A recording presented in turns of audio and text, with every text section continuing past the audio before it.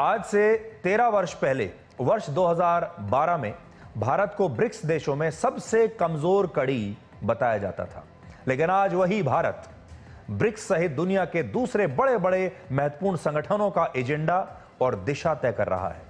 आज सबसे पहले हम दुनिया के सबसे ताकतवर संगठनों में से एक ब्रिक्स में भारत के इस बदलते समय को डिकोड करेंगे। आपको बताएंगे कि भारत कैसे पहले एक निष्क्रिय सा सदस्य होता था, लेकिन आज भारत यहां पर एजेंडा सेट कर रहा है। ब्राजील में रविवार यानी 6 जुलाई को 17वां ब्रिक्स सम्मेलन शुरू हुआ, जिसमें ब्रिक्स के 11 सदस्य देशों ने 31 पेज और 126 पॉइंट का एक संयुक्त घोषणा पत्र जारी किया है, जिसमें पहलगाम आतंकी हमले और ईरान पर इजरायली हमले की निंदा की गई है। ब्रिक्स समिट में प्रधानमंत्री मोदी ने 4 बड़ी बातें बताई हैं, 4 बड़ी बातें कही हैं जो आपको भी पता होनी चाहिए। पहली बात, जम्मू कश्मीर के पहलगाम में हुआ आतंकी हमला भारत की आत्मा, पहचान और गरिमा पर किया गया हमला है, जो पूरे मानवता के खिलाफ है। दूसरा, पूरी दुनिया को सैद्धांतिक रूप से आतंकवाद की एक साथ मिलकर निंदा करनी चाहिए। आतंकवादियों पर प्रतिबंध लगाने में कोई हिचकिचाहट नहीं होनी चाहिए। आतंकवाद के पीड़ित और समर्थकों को एक ही तराजू पर नहीं तौला जा सकता। तीसरी बात, संयुक्त राष्ट्र जैसी अंतर्राष्ट्रीय संस्थाओं के ढांचे में मूलभूत सुधार की आवश्यकता है, बदलाव की आवश्यकता है, और भारत जैसे देशों को अब संयुक्त राष्ट्र में ज्यादा प्रतिनिधित्व मिलना चाहिए। ये फैसले आज के हिसाब से होने चाहिए, और कई दशकों पहले जो फैसले हो चुके हैं अब उन्हें बदलने का समय आ चुका है। जो व्यवस्थाएं दशकों पहले बना दी गई थी, अब उन्हें बदलने का समय आ गया है। और चौथा, भारत पूरी दुनिया में ग्लोबल साउथ के लिए अब लड़ रहा है, यानी प्रधानमंत्री मोदी दुनिया के सारे विकासशील देशों के लिए अब पैरवी कर रहे हैं, और वो कहते हैं कि भारत इन सारे विकासशील देशों के साथ खड़ा है। आज इनका प्रतिनिधित्व उतना होना चाहिए जितने के ये योग्य है। ये भारत के लिए एक बहुत बड़ी जीत है कि ब्रिक्स शिखर सम्मेलन के घोषणा पत्र में संयुक्त राष्ट्र सुरक्षा परिषद में सुधार करने की भारत की मांग का समर्थन किया गया है, और इस समय भारत संयुक्त राष्ट्र सुरक्षा परिषद में स्थायी सदस्य बनने का एक बहुत बड़ा दावेदार है, और ब्रिक्स देशों का यह समर्थन भारत के पक्ष और दावेदारी को और मजबूती देता है। वर्ष 2014 में प्रधानमंत्री मोदी के आने के बाद से ब्रिक्स में भारत की स्थिति में बहुत बड़े बड़े बदलाव आए हैं, और आज हम आपको यही बदलाव दिखाना चाहते हैं। प्रधानमंत्री मोदी वर्ष 2014 से लेकर अब तक के सभी ब्रिक्स सम्मेलनों में शामिल हुए हैं, और इससे पता चलता है कि भारत ब्रिक्स और दुनिया में बहुध्रुवीय व्यवस्था को कितना महत्व देता है। जबकि यूपीए सरकार के दौरान भारत को ब्रिक्स में सबसे कमजोर कड़ी बताया जाता था, तब अंतर्राष्ट्रीय मीडिया अक्सर यह सवाल उठाता था कि अर्थव्यवस्था की कमजोर बुनियाद के साथ क्या भारत को ब्रिक्स का हिस्सा बने रहना चाहिए। आज जिस तरह से भारत को ब्रिक्स के मंच पर एक मजबूत समर्थन मिल रहा है, वर्ष 2012 में हालात इसके बिल्कुल अलग थे, इसके बिल्कुल खिलाफ थे। तब भारत की अर्थव्यवस्था के बारे में कहा जाता था कि ब्रिक्स के 5 ताकतवर देशों में सबसे कमजोर कड़ी भारत है। उस समय ब्रिक्स संगठन में भारत के बदले इंडोनेशिया को शामिल करने की बातें हो रही थी। तब इकोनॉमिक एक्सपर्ट कहा करते थे कि एफडीआई और नीतियों में बदलाव को लेकर भारत का रिकॉर्ड सबसे ज्यादा निराशाजनक है। इसके लिए ब्रिक्स में भारत के स्थान पर इंडोनेशिया को रखना चाहिए। सोचिए, भारत के मुकाबले इंडोनेशिया एक छोटा सा देश है, लेकिन खराब आर्थिक नीतियों के कारण दोनों की एक साथ तुलना की जाती थी, और इंडोनेशिया को भारत के मुकाबले बेहतर माना गया था।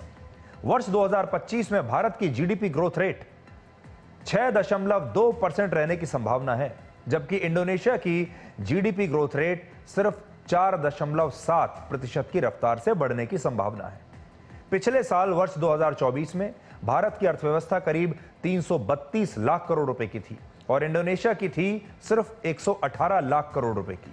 और इंडोनेशिया के मुकाबले भारत की अर्थव्यवस्था का आकार करीब 3 गुना ज्यादा था, लेकिन तब भी भारत की तुलना इंडोनेशिया के साथ की जा रही थी, और लोग तब इंडोनेशिया को भारत से बेहतर मान रहे थे। ये मैं आपको बात बता रहा हूं वर्ष 2013 तक की।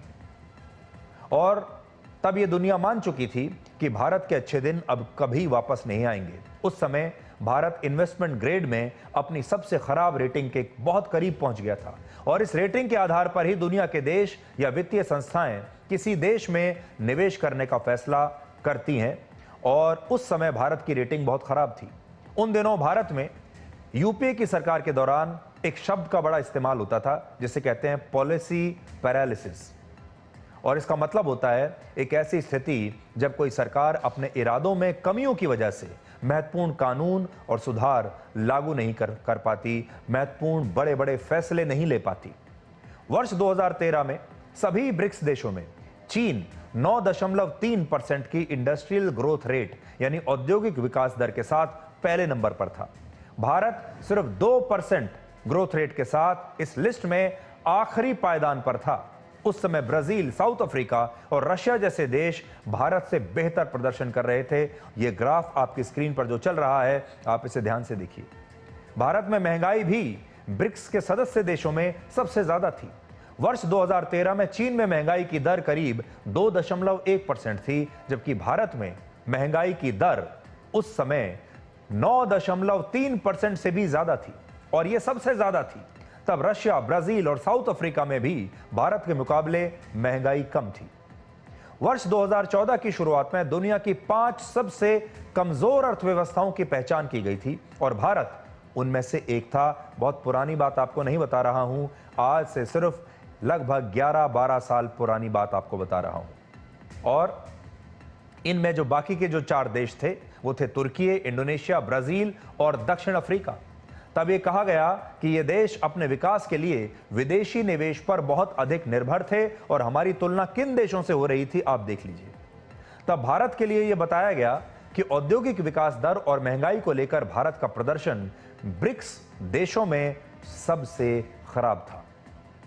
हालांकि वर्ष 2018 तक भारत के खिलाफ छपने वाली ये तमाम हेडलाइंस बदलने लगी और तब भारत को ब्रिक्स देशों में एक उभरता सूरज लोग मानने लगे।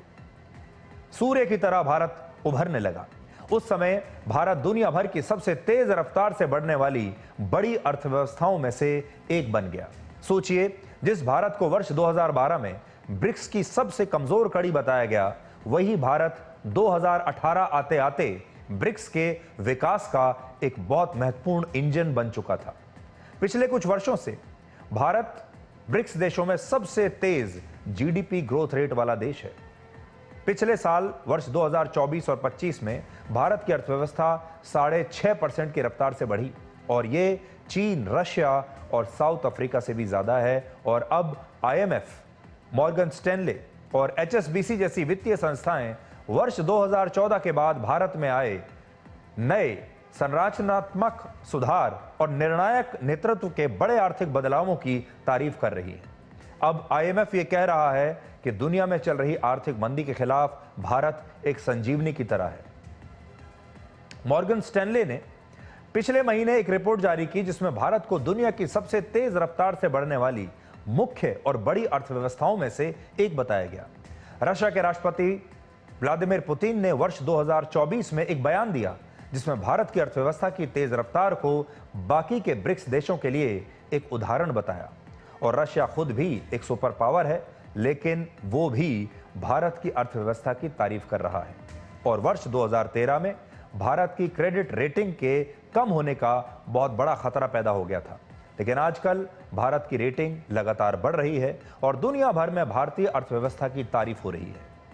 क्रेडिट रेटिंग से यह पता चलता है कि किसी देश में कर्ज लौटाने की कितनी क्षमता है और इसी के आधार पर विदेशी निवेशक किसी भी देश की अर्थव्यवस्था के मजबूत और भरोसेमंद होने का फैसला करते हैं।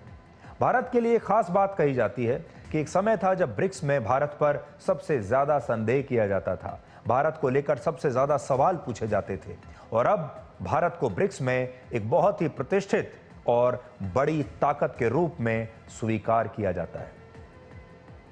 वर्ष 2014 के बाद से भारत ब्रिक्स का सिर्फ एक सदस्य देश नहीं बल्कि एजेंडा सेट करने वाला और एक प्रोएक्टिव देश बन गया है। भारत ने ब्रिक्स में काउंटर टेररिज्म को लेकर लगातार काम किया। वर्ष 2021 में जब 13वां ब्रिक्स समिट भारत में हुआ था, भारत की अध्यक्षता में हुआ, जिसमें पहली बार कई नए कदम उठाए गए थे, तब ब्रिक्स के सदस्यों ने संयुक्त राष्ट्र को और ज्यादा लोकतांत्रिक, पारदर्शी और जवाबदेह बनाने का संकल्प लिया था।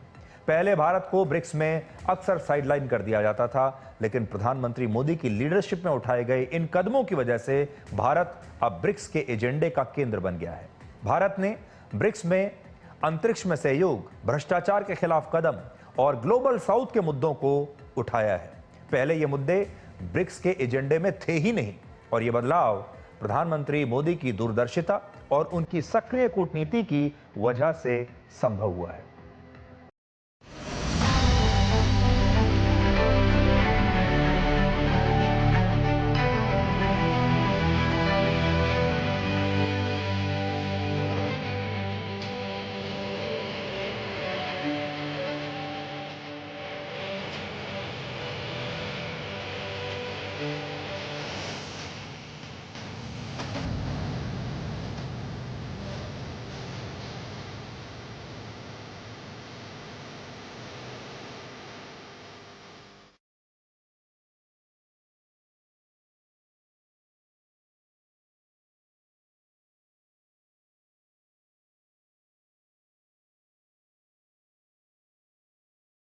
ब्राजील में हुए ब्रिक्स समिट में रशिया के राष्ट्रपति व्लादिमीर पुतिन और चीन के राष्ट्रपति शी जिनपिंग इस बार शामिल नहीं हुए।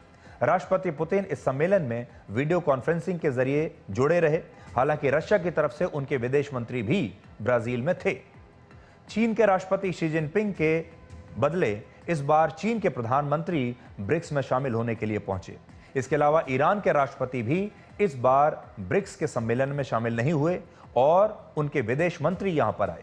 हालांकि चीन और रशिया के नेताओं की मौजूदगी नहीं होने के बावजूद ब्राजील में हुए इस समिट को ऐतिहासिक माना जा रहा है, क्योंकि यह पहला मौका है जब ब्रिक्स के विस्तार के बाद बने 11 सदस्य देशों को एक साथ लाया गया है।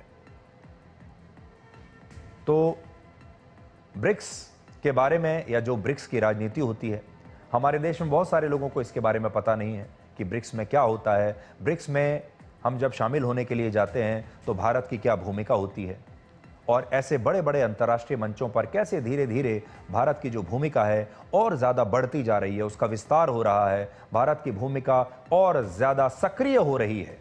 ये अगर आप देखेंगे पिछले 10-11 वर्षों में तो आपको ये बात समझ में आएगी। और आज हमने आंकड़ों के जरिए आपको ये बताने की कोशिश की है कि भारत अब एक ऐसी ताकत बन गया है जो हर मंच पर, चाहे वो ब्रिक्स हो, चाहे G20 हो, चाहे संयुक्त राष्ट्र हो, हर मंच पर भारत एक सक्रिय सदस्य की तरह नजर आता है। और भारत अब सिर्फ शामिल होने वाला देश नहीं रहा, बल्कि भारत अपना एजेंडा सेट करने वाला देश है, जो न सिर्फ अपनी बात भी कह रहा है, बल्कि दुनिया में ऐसे तमाम देश जिनकी आवाज उठाने वाला अब तक कोई था नहीं, अब भारत उन देशों की भी आवाज उठा रहा है। और आपने देखा होगा हाल ही में प्रधानमंत्री जिन देशों की यात्राओं पर गए हैं, कहने को तो ये छोटे देश हैं, लेकिन बड़ी बात यह है कि इन छोटे देशों की आवाज दुनिया के बड़े बड़े मंचों पर सुनी नहीं जाती। और अब भारत इन छोटे देशों की न सिर्फ मदद कर रहा है, इनकी बात सुन रहा है। भारत के प्रधानमंत्री वहां जाते हैं, उनके नेताओं से मिल रहे हैं, राष्ट्र अध्यक्षों से मिल रहे हैं,